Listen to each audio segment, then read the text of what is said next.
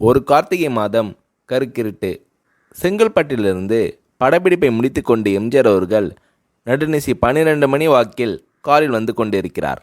கண் விழித்தவாறே எம்ஜிஆர் அவர்கள் தனது காரில் வந்து கொண்டிருந்த பொழுது வழியில் போலீஸ் உடையில் நின்றிருந்த ஒருவரை பார்க்கிறார். எம்ஜிஆர் அவர்களின் கார் அந்த போலீஸ்காரரை கடந்து செல்கின்ற போது எம்ஜிஆர் அவர்களின் நெஞ்சில் பொறி தட்டுகின்றது.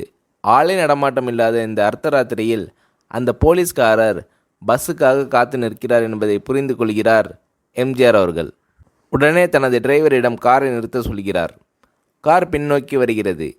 போலீஸ்காரர் அருகில் காரை நிறுத்தி கதவை திறந்து ஏறுங்கள், எங்கே போக வேண்டும் என்கிறார் எம்ஜிஆர். பரவாயில்லை, நான் பஸ்ஸிலே வந்து விடுகிறேன் என்கிறார் அந்த போலீஸ்காரர். நேரமாகிவிட்டது, இனி இந்த ரூட்டில் பஸ் கிடையாது, ஏறிக்கொள்ளுங்கள் என்று எம்ஜிஆர் அவர்கள் வலுக்கட்டாயம் செய்ய போலீஸ்காரர் வேண்டா வெறுப்பாக எம்ஜிஆர் அவர்களின் காரில் ஏறுகிறார். காரில் லைட் போட்டு சாப்பிட்டீங்களா என்று கேட்டுக்கொண்டே தன் சீட்டுக்கு பின்னால் இருந்த பிஸ்கெட் பழங்களை எடுத்து கொடுக்கிறார் எம்ஜிஆர். இப்படி ஓசியில் பயணம் செய்வதில் எனக்கு உடன்பாடு இல்லை. இன்னும் நீங்கள் உண்ண சொல்லி வேறு என்னை இழிவுபடுத்தாதீர்கள் என்று அந்த போலீஸ்காரர் மறுக்கிறார். பொன்மனச்செம்மல் பூரிக்கிறார். இருப்பவனிலிருந்து இல்லாதவன் வரை படித்து பதவியில் இருக்கும் எத்தனை பேர் எனக்கு அது வேண்டும் இது வேண்டும் என்று எம்ஜிஆர் அவர்களிடம் வேண்டி பெற்று செல்கிறார்கள்.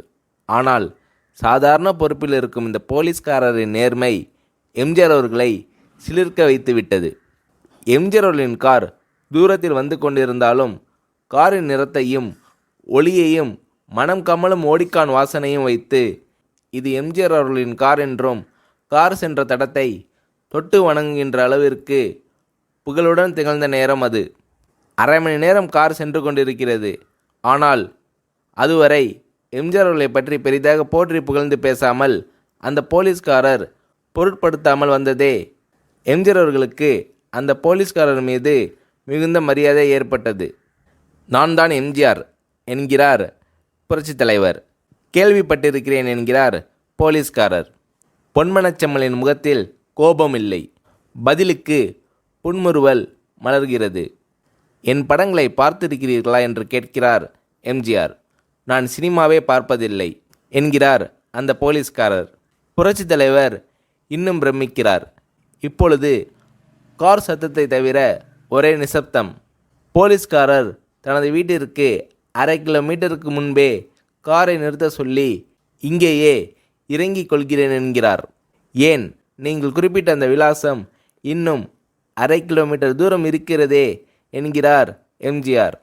சாதாரண போலீஸ் உத்தியோகத்தில் இருக்கும் நான் காரில் வந்து இறங்கினால் என் வீட்டிற்கு அருகில் உள்ளவர்கள் என்னை தவறாக நினைத்து கொள்வார்கள். இதுவரை இப்படி நான் யார் காரிலும் ஓசியில் வந்து பழக்கமில்லை. நீங்கள் இவ்வளவு தூரம் செய்த உதவிக்கு நன்றி என்கிறார் அந்த போலீஸ்காரர். புரட்சித் தலைவர் எம்ஜிஆர் அவர்கள் அதற்கு மேல் எதுவும் பேசவில்லை. அவர் எந்த போலீஸ் ஸ்டேஷனில் பணிபுரிகிறார் என்பதை மட்டும் கேட்டு தெரிந்து கொண்டு கிளம்புகிறார். அடுத்த நாள் செங்கல்பட்டு போலீஸ் ஸ்டேஷனுக்கு ஃபோன் செய்து நான் எம்ஜிஆர் பேசுகிறேன் என்கிறார் புரட்சித் தலைவர்.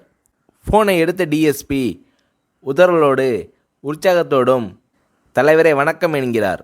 இரவு சந்தித்த போலீஸ்காரரை பற்றி விசாரிக்கிறார் எம்ஜிஆர். நீங்கள் குறிப்பிடும் அவர் இன்று விடுப்பில் இருக்கிறார்.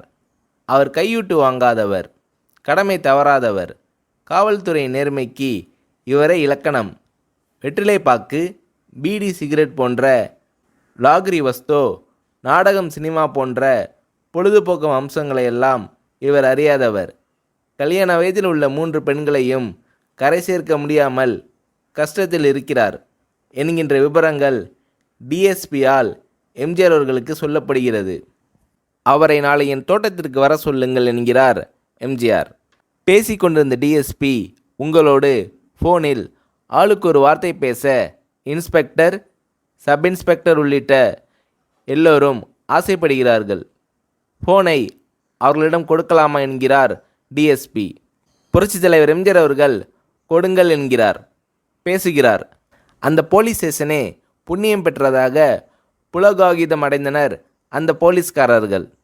மறுநாள் அந்த போலீஸ்காரர் ராமவரம் தோட்டத்திற்கு அழைத்து வரப்படுகிறார்.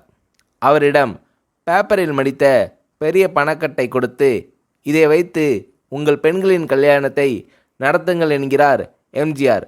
அந்த போலீஸ்காரர் மறுக்கிறார். நான் ஏதாவது உங்களிடம் காரியமாற்ற சொல்லி அதற்காக பணம் கொடுத்தால் அது தவறு.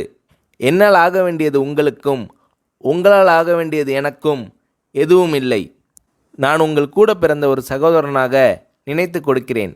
பெற்றுக்கொள்ளுங்கள் என்று சொன்ன பிறகு கேட்டும் கூட கிள்ளி கொடுக்காத கனவான்கள் வாழும் இந்த உலகில் ரோட்டில் நின்றவனை அழைத்து சென்று அள்ளி கொடுத்த புரட்சித் தலைவர் எம்ஜிஆர் அவர்களின் கருணையில் நெகிழ்ந்து போய் பெற்றுக்கொள்கிறார் போலீஸ்காரர்.